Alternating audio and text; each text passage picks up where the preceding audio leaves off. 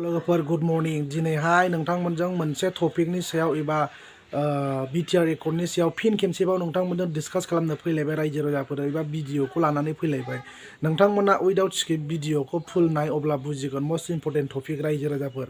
बिथांमोना दिनैनि दिनाव अबे खामानिखौ इमप्लिमेन्टिं खालामदों ना खालामाखै बेखौ रायजो राजाफ्राबो नुगासिनो दङ बाट दिनैनि दिनाव इमप्लिमेन्टेसन बुस्थुआ इजि नङा सानसे साननै एबा साननै सानथाम बा मास मोनसेयाव जानाय बुस्थु नङा दिस इज नट इजि प्रमद बर'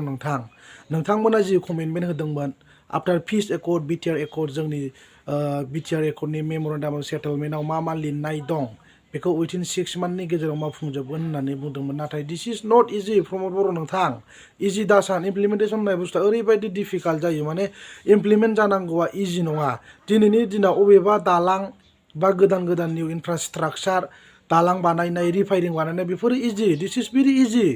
नोंथांमोना दिनैनि दिनाव बेफोरबायदिखौसो इमप्लिमेन्टेसन खालामदों दिनैनि दिनाव गिदिर बुस्थुफोरखौ इमप्लिमेन्टेसन खालामनो हायाखै दिनैनि दिनाव लाजिनांगौ रायजो राजाफोर दिनैनि दिनाव बे बिटिआर एकर्डजों जोंनि बर'नि जि सिमां माखासे एसपिरेसन हप्स होननानै बुंदों जाय ड्रिम्सफोर दंमोन बर'नि थांनानै थानाय आरो थामोनथा आरो रैखाथिनि थाखाय बड'लेण्ड मुभमेन्टखौ माने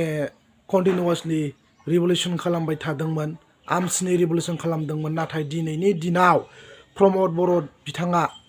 आर्म्स रिभलिउसन खालामग्रा बिथांमोनखौ दिनैनि दिनाव रेसपेक्ट होआ बा भेलु दोना मानो गावनो प्रमद बर' बिथाङा बुंदों आफ्टार पिस एकर्ड खालामखांनायनि उनाव दिनैनि दिनाव सुबुं माहारि एबा जोंनि बर' हारिया मुलुगाव बयजोंबो सिनायथि मोननो एबा गोजौ लेभेलाव सौहैनोब्ला जोङो दिनैनि दिनाव सिलाइ बारुदनि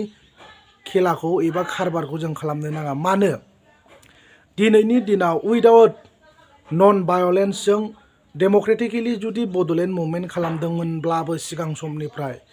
बेखौ आसाम सरकार एबा इन्डिया गभर्नमेन्टआ गोजाङाखै अनलि आबसुखौ गोजाङाखै दिनैनि दिनाव बिथांमोना हाग्रा बंग्रा थानानै सिलाइ लायै गावसिनि जिउखौ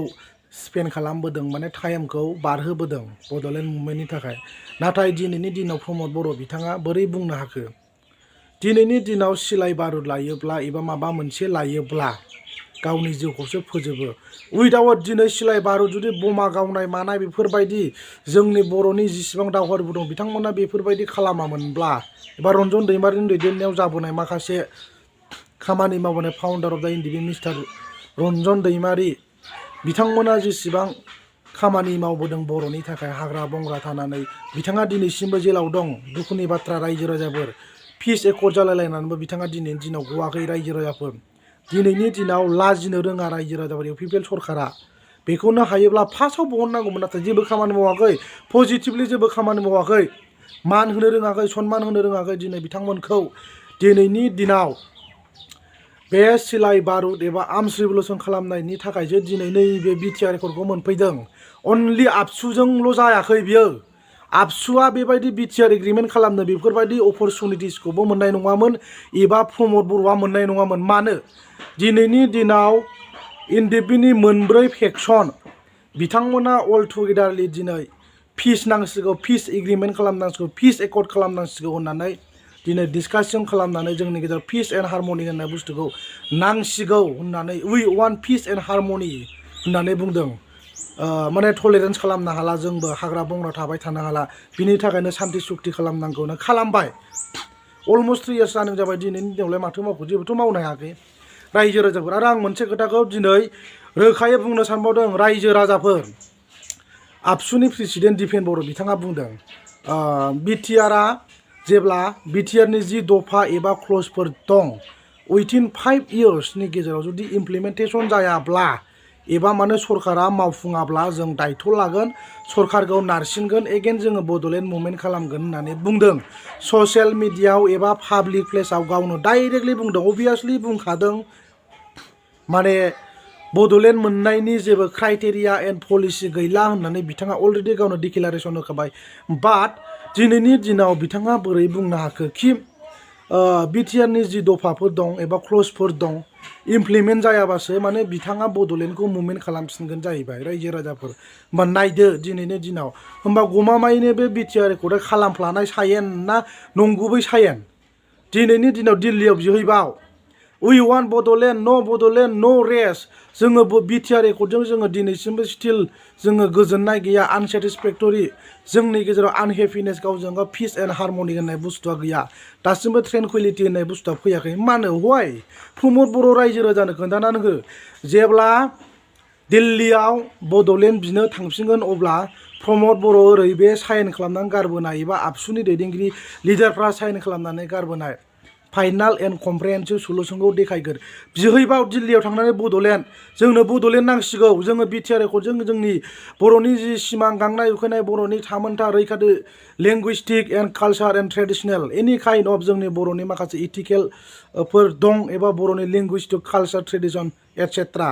आं बारा मेनसन खालामला दिनैनि दिनाव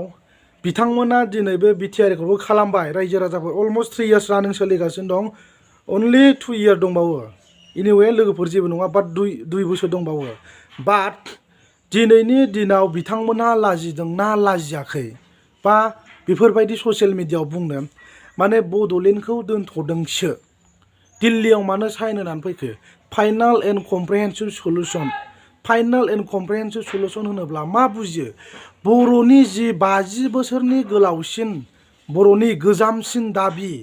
एबा 50 बोसोरनि जि समस्या एबा क्राइसिस दिनैनि दिनाव बिटिआर एकर्डजों फुलफिलमेन्ट जायाखै जोंनि रायजो राजाफ्रा गोजोननाय मोनाखै दिनैनि दिनाव बिटिआर एकर्ड खालामखांनायनि उनाव गोजोन सान्थि फैदोंब्ला मानो फैयाखै दिनैनि दिनाव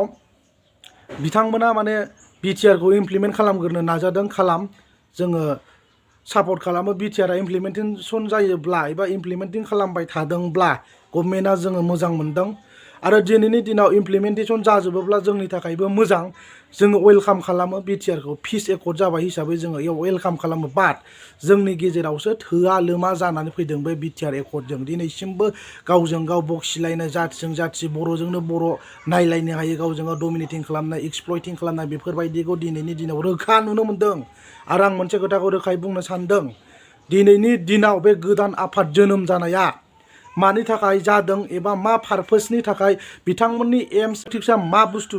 मा अबजेक्टिभ्स दं बिथांमोना मानि थाखाय दिनै बड'लेण्डखौ एगेन मुभमेन्ट खालामनो ओंखारदों आं बावबो फंनैसो बुंनो सानदों दिनैनि दिनाव बिथांमोना एबा आबसुआ पलिटिकेलि रिलेटेड थानानै खामानि मावनायाव जानो हागौ बिथांमोना बिसिनि माखासे पलिटिकेलनि लाबा माने प्रमद बर'नि दैदेननाय इउपिपिएल सरकारनि खिबु माने आबसुआ खारफानायनि थाखाय एबा रिलेटेड थानायनि थाखाय दिनैनि दिनाव बेफोरबायदि पार्टी एबा गोदान आफादा जोनोम जादों होननानै आं बुङो एबा सानो गाज्रि मोननाङा दिपेन बर' नोंथां आं साननानै मोन्दों स्टाडि खालामनानै मोन्दों नाथाय दिनैनि दिनाव बे गोदान आफाद जोनोम जानाया दिनैनि दिनाव साक्सेसफुल जानांगौबाबो इजि नङा दिस इज नट इजि बर' रायजो राजाफ्रा डिसाइड खालामगोन गमामायै जोङो बड'लेण्डखौ नांमारगौ ना नांमारला जोङो बड'लेण्ड मोनोब्ला जोङो मोजां जागोन बेखौ बयबो